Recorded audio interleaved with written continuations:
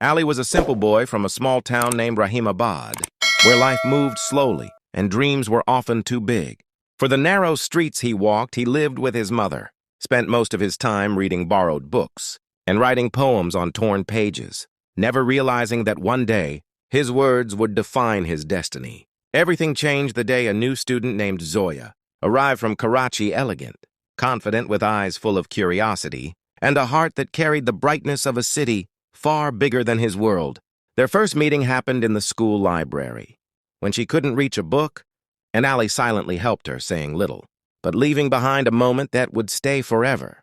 They began spending time together studying, laughing, walking home, and talking about dreams and life. She showed him the color of hope, and he showed her the beauty of simplicity. Under sunsets and the whispering breeze on the old bridge, their friendship quietly turned into love.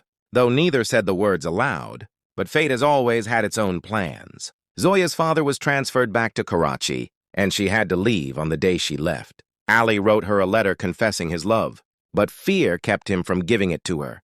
Time passed. Letters stopped, and silence grew heavier than words. Ali continued his studies, turned his pain into poetry, and eventually became a famous writer. Years later, he was invited to Karachi for a literary event where fate brought Zoya back into his life, older, graceful, now married, but carrying the same soft sadness in her eyes. When they met, time stood still. They talked about old memories and unspoken regrets, under the glow of street lights.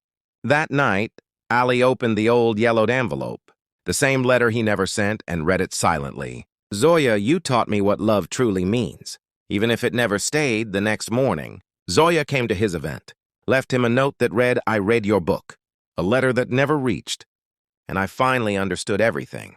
Before he could respond, she disappeared into the crowd, leaving him with her words, in a quiet ache that no applause could fill. Years later, Ali returned to his small town, sat near the same bridge where they once shared laughter, wrote one final letter and placed it under a stone. As rain began to fall, the ink blurred. The paper drifted away with the water, and with it went the last trace of a love that was never forgotten. He smiled softly, realizing that some stories aren't meant to end with togetherness, but with a silence that speaks louder than words, a love that exists not in having someone, but in remembering them forever.